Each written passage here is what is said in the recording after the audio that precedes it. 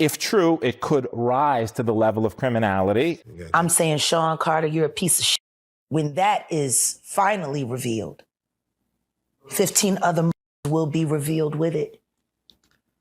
And you will find that they were all committed by the same two people, father and son. We've all seen the headlines, the glossy image, the empire stacked high with bars, brands, and big money moves. But everything shifts when the people who helped build that empire start talking loud, with no filters and no fear. These aren't cryptic lyrics or quiet side comments. These are straight-up interviews dropping details that paint a whole different picture of Sean Carter. Right now, something wild is unfolding, something the industry never thought it would witness.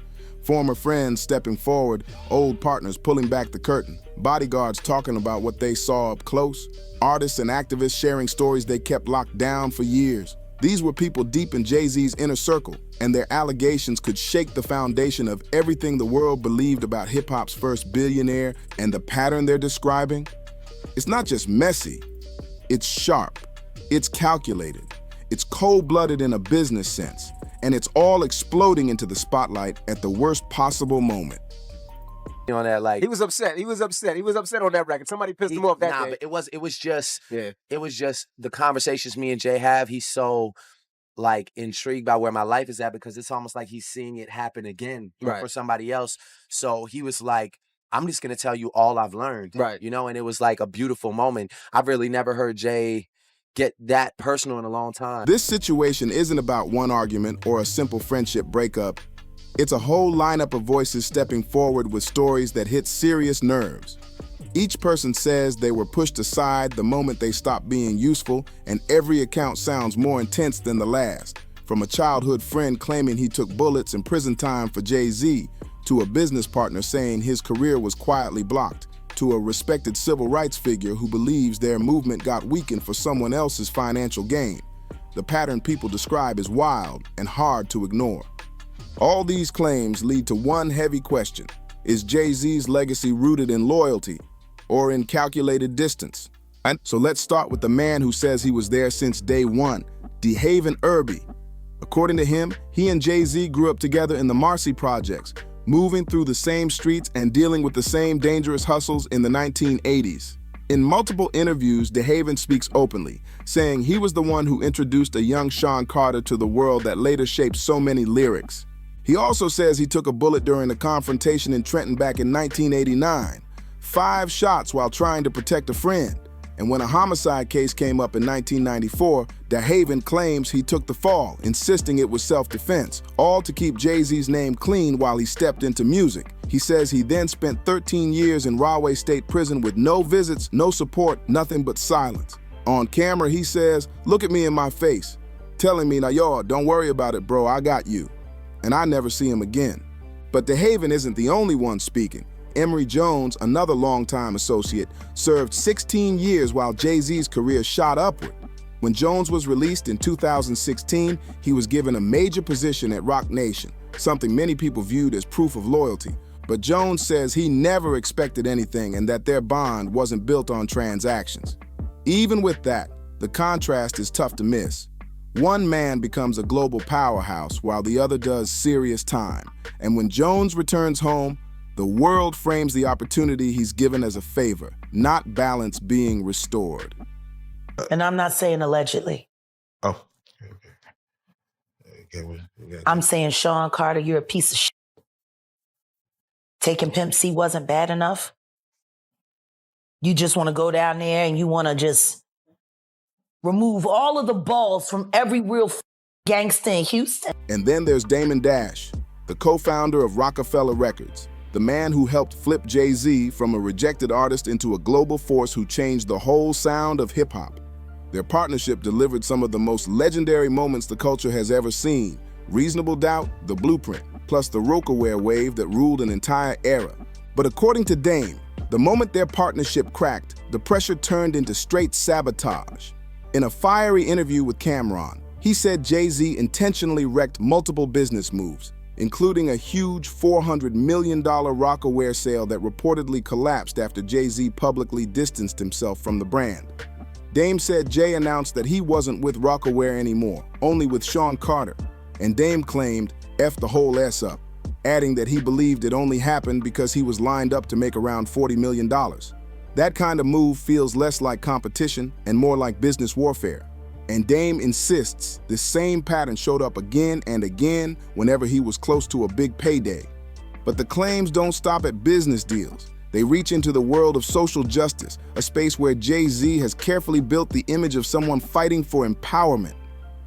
Think back to Colin Kaepernick, the quarterback who risked his career to protest police brutality and ended up cut out of the league. Then in 2019, JayZ struck a deal with the NFL, stepping in as their live music entertainment strategist and overseeing the Super Bowl halftime show.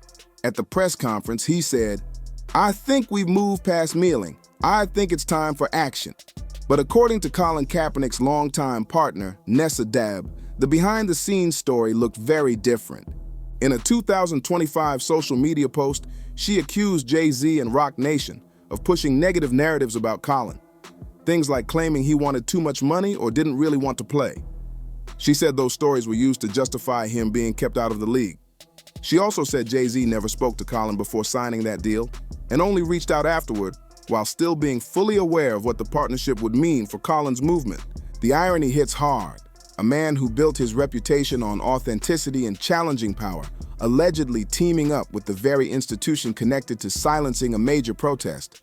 And all of this lands during a moment when JayZ was already facing serious pressure. In December 2024, an anonymous plaintiff filed a lawsuit accusing him and Sean Diddy Combs of involvement in a disturbing incident at a 2000 VMA after party. The allegations were intense, and the timing raised eyebrows because it arrived right as Diddy's own legal issues were exploding across headlines. JayZ denied everything, calling the situation blackmail and immediately filing a countersuit. The case was eventually dropped, but the impact on his public image was already heavy. Because when you stack these legal claims next to the personal stories coming out, a complicated and an unsettling picture starts to form. Jay? Yeah. At this point,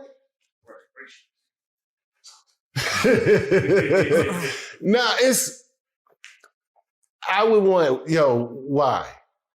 So civil complaint, simply allegations, need to be proven in a court of law. But if true, it could rise to the level of criminality. And, we'll see what happens off the DA law. And it's not only the big names speaking up. Even artists who crossed paths with Roc Nation for a moment say they felt the pressure. Nicki Minaj has publicly claimed that after she turned down Roc Nation management, she felt her career was being blocked. Rita filed a lawsuit saying she had to pay for her own projects while stuck in a contract that wasn't moving anywhere. Former Rockefeller artists like Beanie, Sigel, and Memphis Bleek have hinted that they were pushed to the side so JayZ could remain the label's main star, at least from their point of view. Even insiders who were never directly tied to JayZ, like bodyguard Gene Deal, who worked with Diddy but observed JayZ's circle, have shared their own impressions. Gene once said on The Art of Dialogue that the people in power had gave that ring to Diddy, and Jay was next in line, adding that separating them didn't make sense to him because in his view, one just a little quieter with his business. These are his words, and they add another layer to the pattern people keep describing. What makes all of this so intense is how consistent the stories sound, even though they come from different places, different decades, and totally different parts of the industry. Folks keep painting a similar picture. Someone who can lift you up when you fit the mission but drops you fast when you don't. Someone who speaks loyalty loudly but, according to former allies, demands silence behind closed doors. Someone who funds schools and scholarships in public while people from his past say they felt pushed aside while he rose higher. And now, with Diddy facing a federal indictment and JayZ dealing with legal issues of his own, the questions are getting louder than ever. If these claims hold any truth, how many more stories haven't been told yet? How many more people were left behind on the climb to the top? Because here's the thing about any empire. It sits on a foundation, and right now plenty of people are saying that foundation is starting to crack. Folks who were there at the start, who took risks, who made sacrifices, are speaking up. And what they're saying doesn't just hit reputations, it hits the core of the entire legacy. Was the billion-dollar image ever about brotherhood, or was it always about power and control? Was the loyalty real, or was it just another business move? And if it was just strategy, then there's an even bigger question waiting in the shadows. Who might be next? In an industry where silence is currency and power decides everything, once one person speaks, others follow fast. The dam has already started to crack, and now everyone's watching to see how far the flood will spread. And when the water finally settles, who or what will still be standing? She was unconscious. She didn't choose to get on that plane. There were phone calls made. There are witnesses who signed NDAs. The deeper we dig, the more unsettling this whole pattern starts to look, because it's clearly not just one or two people complaining. It feels like a system, a whole blueprint that some say was running in the background the entire time. According to these accounts, JayZ's empire wasn't built only on skill, strategy, and hustle. It was also built on a sharp method of lifting people up when they're helpful and quietly removing them when they're not. You're treated like family until you're seen as a risk, and once that shift happens, everything around you starts to change fast. The question isn't just if this is happening anymore, it's how deep it goes. So let's look at the artists. The dreamers who signed to Rocawear or Roc Nation expecting their big moment, only to watch their momentum freeze the second they showed too much independence. Take Beanie Sigel, a Philadelphia legend respected across the whole rap world. When he joined Rocawear in the early 2000s, he was unstoppable. His debut, The Truth, was praised everywhere, and his follow-up, The Reason, locked him in as one of the best of his era. But suddenly, silence, delays, shelved music, and confusion. Beanie has hinted more than once that his honesty and refusal to play certain unspoken industry rules may have pushed him into the background. In a 2016 Breakfast Club interview, he said, "I was too real for the industry. And when you ask too real for who? The question just hangs there, heavy and unanswered." Then there's Memphis Bleek, JayZ's protege, his right hand on the early Rocawear grind. His 1999 debut Coming of Age got solid love, and he stayed consistent for years. But by 2005, after 3 albums, everything slowed down. No big push, no major single, no clear direction. In a 2020 interview, Bleek admitted he felt left behind as the label's attention shifted, not in a dramatic way, just a slow fade out. Like one day he looked up and realized the spotlight wasn't anywhere near him anymore. And that's what people call the playbook. It's not always loud or explosive. Sometimes it's subtle. The calls that stop coming, the meetings that keep getting pushed back, the budgets that disappear until you finally understand you're not part of the vision anymore. But this conversation isn't only about artists. Activists are speaking up too. People who trusted JayZ to use his influence for something bigger. We already talked about Kaepernick, but there's also the case of Khalif Browder, whose story JayZ helped bring to the world through the documentary Time, the Khalif Browder Story. The project exposed the serious harm caused by wrongful incarceration and solitary confinement, and JayZ positioned himself as a supporter of criminal justice reform. Yet when you compare that public image to the claims from people who say they supported him long before he became a global icon, people who say they sacrificed for him, the contrast feels sharp. DeHaven Irby, for example, says he took the weight for serious situations that could have derailed JayZ's life, only to be left behind while someone he once called a brother built an empire. That's not just a HEV accusation. It clashes directly with the polished public image of a man who funds scholarship fees, supports social programs, and collaborates on justice initiatives. And still, the voices from his past say they were pushed aside the moment they didn't fit the storyline anymore. So civil complaint, simply allegations, need to be proven in a court of law. But if true, it could rise to the level of criminality. And, we'll see what happens off the deal. And then we get to the business world. The deals that crumbled, the partnerships that fell apart, and the money trails that seemed to vanish into thin air. We already heard Dame Dash talk about the Rocawear sale, but that's only one slice of the story. Let's look at the other moments where things got tense, like when JayZ sued David Ortiz. Yes, Big Papi, for naming his Dominican Republic nightclub 4040, a name JayZ's legal team said was way too close to the 4040 Club brand.